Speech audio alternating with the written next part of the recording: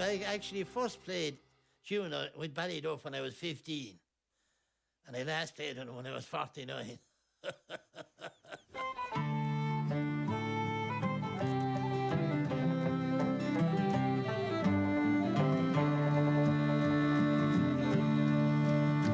Last night as I lay dreaming of pleasant days gone by,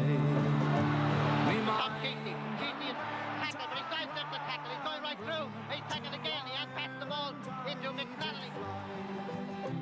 I stepped on board a vision and I followed. And this time it's Tom Cheasty, the scorer for Waterford, to increase their lead to 3-10 to 2-7. He crew in the morning, he crew both loud and shrill. And Cheasty represented on the halfway line. He sent it away up the field. Many miles from Spansel Hill.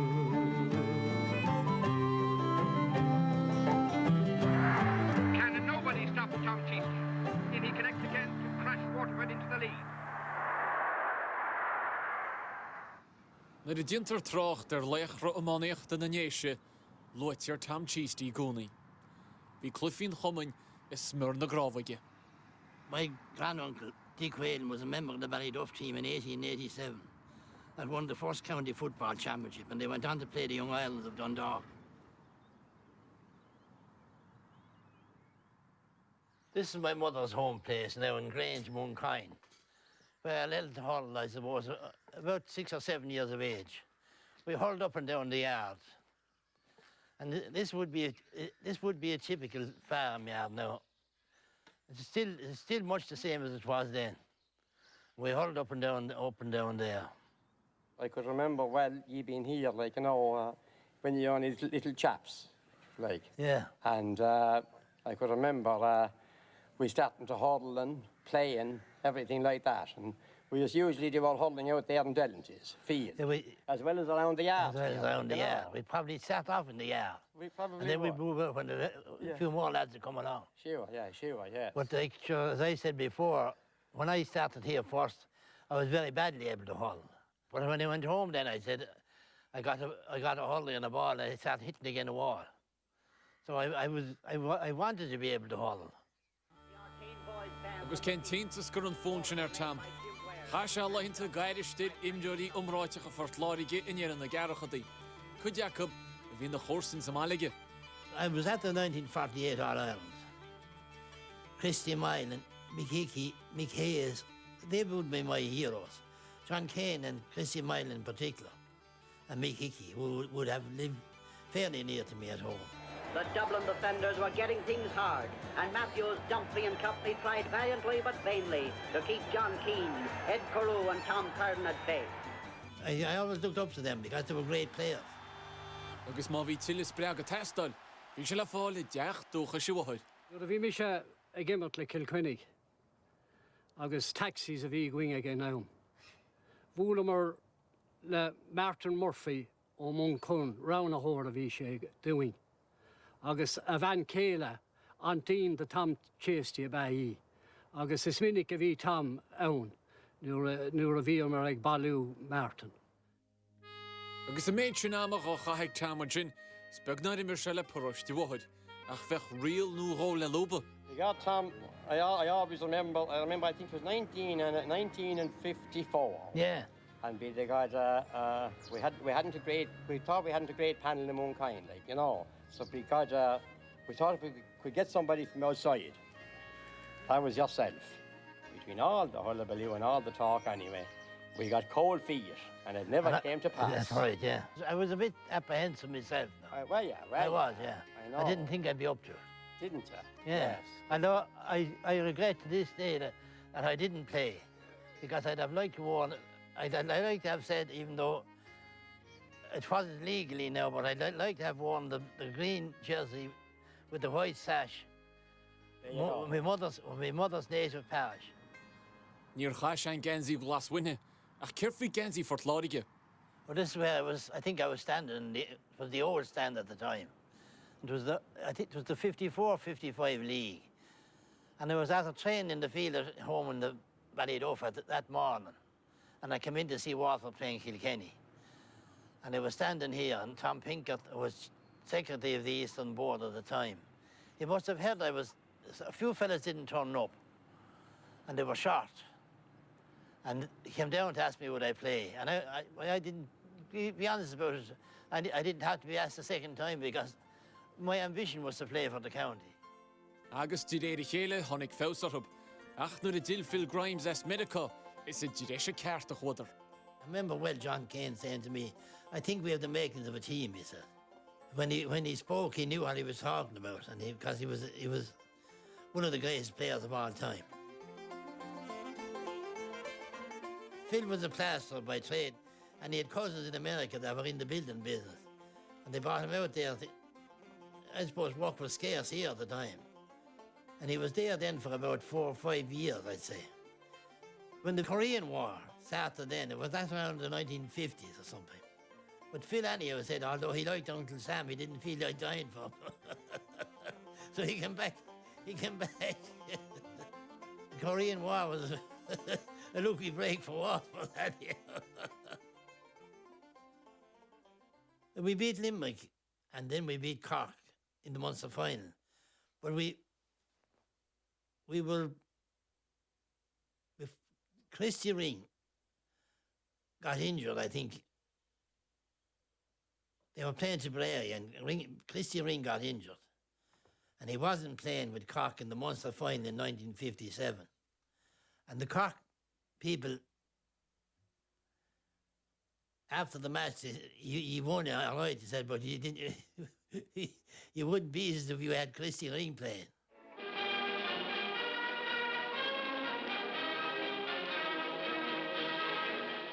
We shaking as a dehagwing, sun parade, you know, the picture, Mariola, the dustman, Mariatli, August, Nadahana via Tastalo here, Gorum August Spawn, August Vishi Shudek Portlariga, August Coder go Padric o Fanin or Portlariga, August Theatre that air con Cad, con John Gregson a Goalish Shocky Shomra Festa, August near Ev. Portlariga sásta dúr dar go raibh tríblódaí a ggóhanna go agus go gurigh sé isteach ortha. Agus códar ó son go dtí Pádraig de Gras or Paddy Grace. Agus dúr Paddy Grace, let him in as quick as ye can. The boys will be looking at him, they'll be out in the field hurling before they realise they're in an All-Ireland final. Ní fadar gur díonú neamhní gan na scunáin, agus go John Gregson, bhí clufi canis na héanaan lenimorst. Ollie Welsh was just coming into the Kilkenny team at the time. And he had the game of his life. Savalta bhí óir aus agus ag féchan der mar lechólí agus na bhuilí a dul isteach agus iad a tucht amach. Billy Grimes, a long shot, a high shot, and a straight shot over the bar. The score-happy second half is hardly on before the thrills begin. Donald Whelan takes a shot, and it's a Waterford goal. It's Tom Cheasty, the scorer for Waterford, to increase their lead to 3-10 to 2-7. Mickey Kelly sends the ball to Mick Kenny, and the ball is crashing to the net for a goal that changes the whole complexion of the game. Beidir bachór gomach an bhua ag Portlariga I chuige seacht. I suppose that was one of the greatest hand-look stories of all time. With the crowd cheering for all their worth, the Kilkenny captain is cheered off the field with the cup of championship honour. Bhí Cheasty agus a chumrádaí buailte ach bhín blaise fáteach agus ní gan bhfuair dhearnach. Bhí sé mar réime chuigené agus bhúmar Fortlariga sa cluiche seachna náisiúnta cúpla mí ribh sin, bhúmar Limerick sa chéad bhauta, tháinig gur Parky Chuíomh. Bhí mar díreach olas an chléin, ní raibh fibrán an lá sin tá mé cinse, ní raibh an ceann I gceartachá mar déarthá.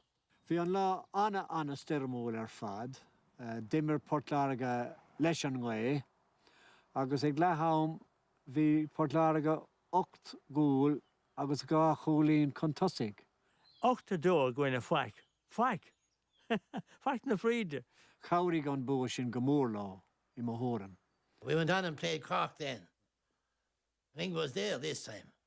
And he was playing on Joe Hanley, who was a friend of mine. And Joe had a very good game on him. Christy did very little. So we were able to say, anyhow, he had Christy today and we still beat you.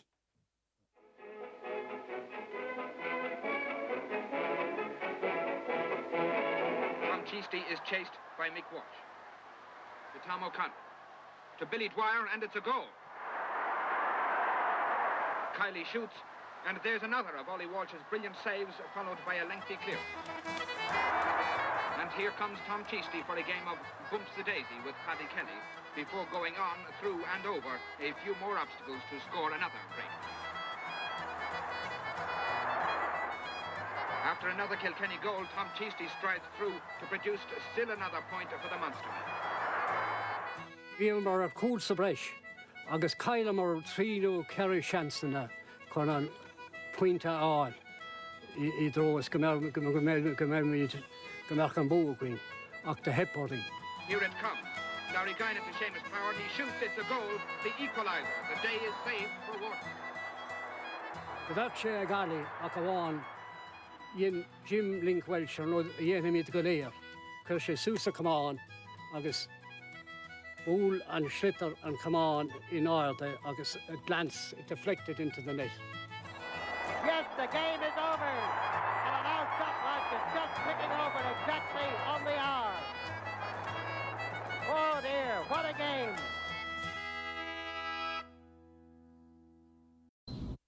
Again, Frank Walsh leads the Waterford side. Again, Sean Clohessy leads the men from Kilkenny. We felt confident enough, I think, going out the second day now, but we didn't start too well either. Then Mickey Walsh sends the sideline puck into the goal mouth. Heaslip rushes in, he shoots, it's a goal. Kilkenny are 4 points in front. Bhí mar a bhaid níos suchratha, agus bhí mar a bhaid níos díoratha an rud a bhí na déanamh. Many were wondering if, after all, there was some truth in the idea that Waterford, once led, have little fight back. But the question was answered for them by Waterford centre-half forward, the flying Tom Cheasty, who reduced the lead to 3 points. Watch out now for Tom Cheasty. He turns and shoots. Waterford are in front.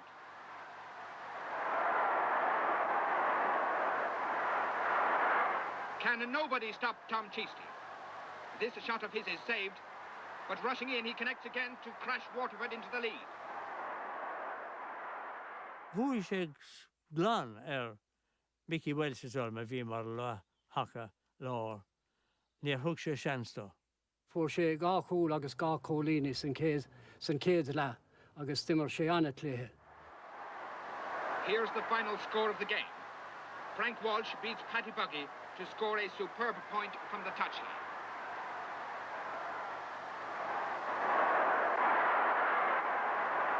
And so the second epic game came to an end, with Waterford the winners by 3 goals and 12 points to 1 goal and 10 points. I suppose we savoured that moment all right, but I can't think of it. I remember one thing I was after getting a fairly bad belt and eye.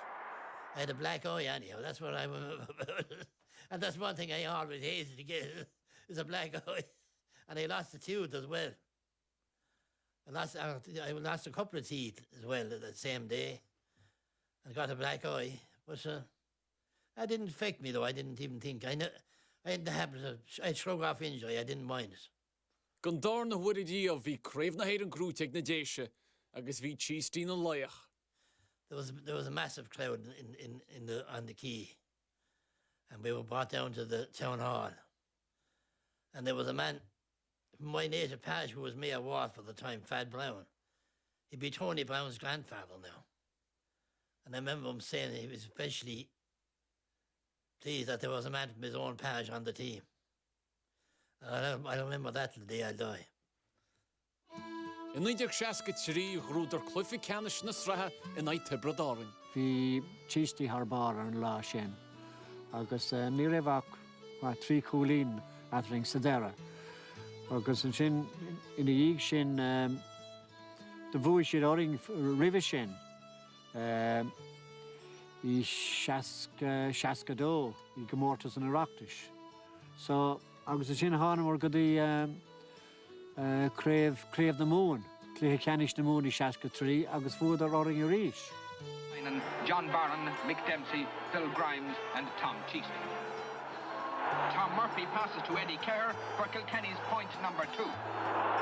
This unlucky piece of timing by Ned Parr, which makes scorer Tom Murphy jump with joy.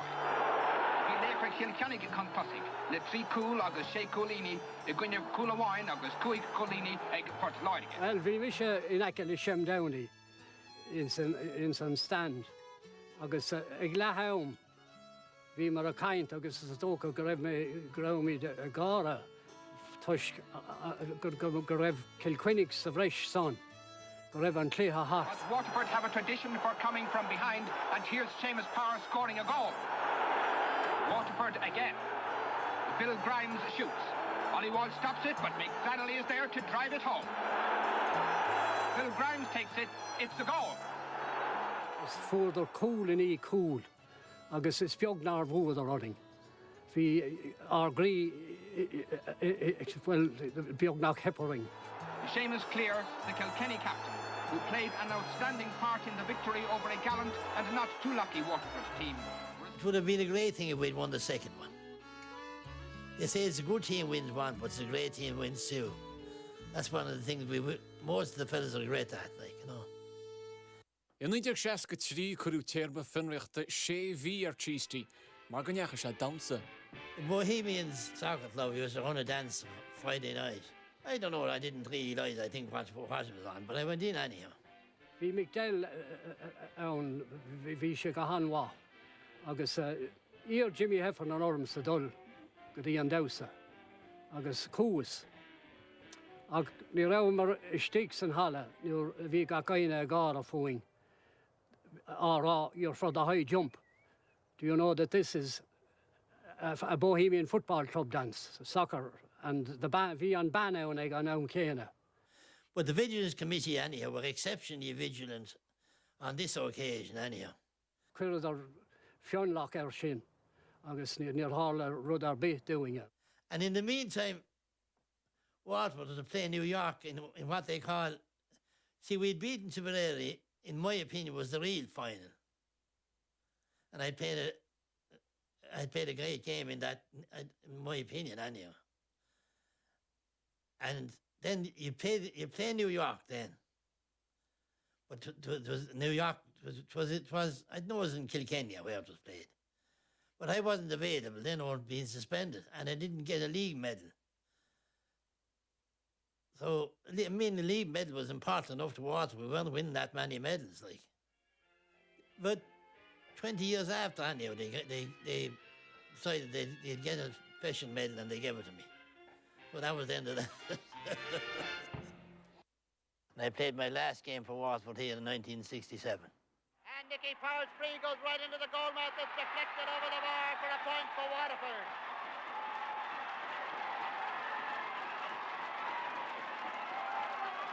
That free by Nicky Power, deflected by one of the backs over the bar for a point, and that puts the tin hat on it, as they might say. Waterford 2-9, Cork 1-8. A shortish puck out to Peter Doolan. Peter Doolan tackled. It's by Frankie Walsh. The ball breaks loose to Danny Mann. Danny Mann on the far side, making an angle for himself, sending the ball high, and it's a goal! Cork were All-Ireland champions. When I was injured the same day, I broke my finger. And I wasn't available for the Munster final, but they were beaten in the Munster final anyhow. Dimir Tom agus a ghráid Edmund go chlub céine, agus cé gráthar Tom go chlub eile a gun é ferring blianta, chríoch na sechad leint immercha a ód dócha sé ríist. Well, I had a reasonable career like that with Ballyduff. We beat Clonmel Water in 1961. Atra burst by Thomas Moore chacha jamo a gimmert. Well, he didn't ever put as much into it as I did. Even if I say so myself. he was more of a farmer. So, was he a farmer playing hurling? And you were a hurler going farmer? Exactly. I was a hurler that did a bit of farming, yeah. We trained with Portlaw, and we had a great team of young players at that time in Portlaw. We won 5 senior championships.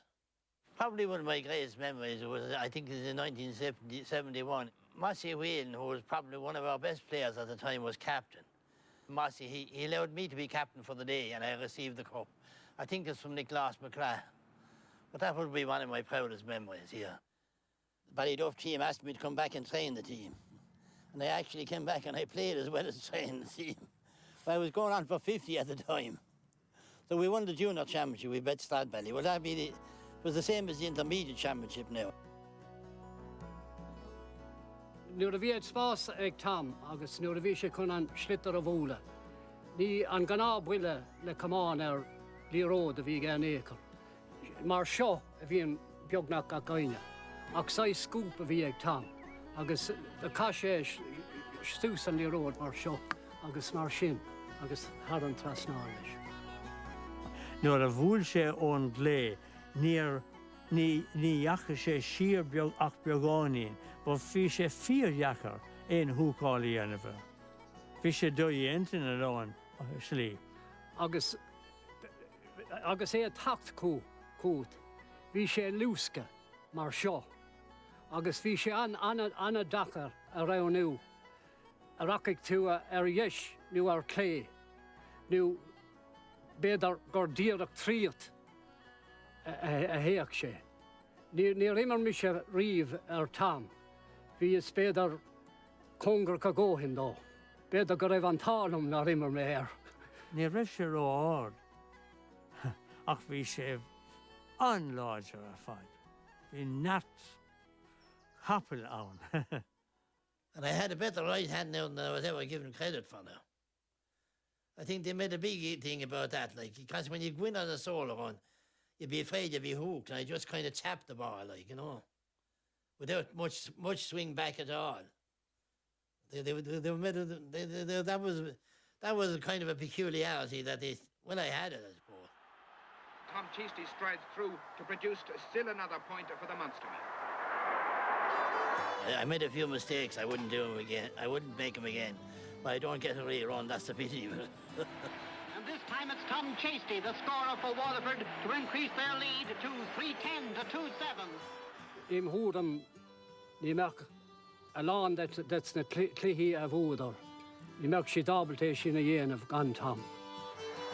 Then Cheasty comes through, fluffs it, and Cunningham drives outside. Ní anna sé riamh éon le, thó le dá dhíthir. Waterford centre-half forward, the flying Tom Cheasty, who reduced the lead to 3 points. Bhí sé mar playmaker, no kingmaker, den a tusa héile. And here comes Tom Cheasty for a game of Bumps the Daisy with Paddy Kelly, before going on, through and over a few more obstacles to score another break. Ba inspiráide, agus bar eisiam láre chunas cur chuige. Anything I got out of it, I put a lot into it. I put a lot into it in training. And I don't know whether I'd like to have one more, but I did the best I could. That's about all I'll say. I did the best I could.